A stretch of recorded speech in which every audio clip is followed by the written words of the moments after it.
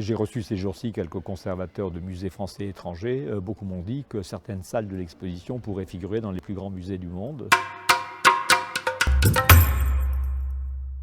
Ces salles, en effet, pourraient être dans les plus grands musées du monde. Donc on a ici, pendant quelques mois à Rennes, une sorte de musée dans les murs du couvent des Jacobins, de grands musées d'art moderne et d'art contemporain.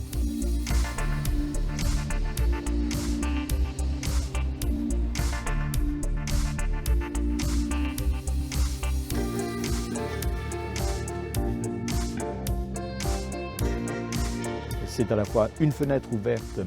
sur une grande collection qu'on dit être la plus grande collection du monde d'art contemporain.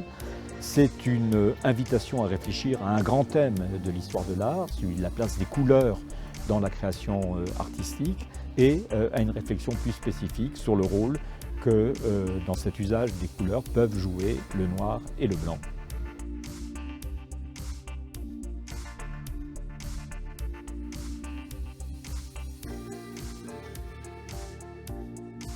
C'est une exposition qui s'attache également à développer un thème, celui du noir et du blanc dans la collection Pinault, de façon à montrer à quel point finalement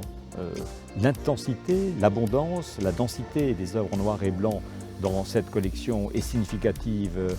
de la sensibilité du collectionneur et de son goût, mais l'exposition nous permet également de nous interroger sur la raison pour laquelle tant d'artistes ont fait le choix, à certains moments de leur carrière, ou tout au long de leur vie d'ailleurs, on fait le choix de n'utiliser que le noir et le blanc. Cette exploration est une véritable petite leçon d'histoire de l'art, à la fois sur la symbolique des couleurs, sur l'association très profonde entre le noir et le blanc et la radicalité des grandes recherches artistiques du XXe siècle, mais aussi à quel point le noir et le blanc permet, ou le noir et blanc d'ailleurs en l'occurrence, permet d'exprimer avec efficacité, avec violence, les sentiments, les passions, les combats de nos contemporains, les combats du monde dans lequel nous vivons.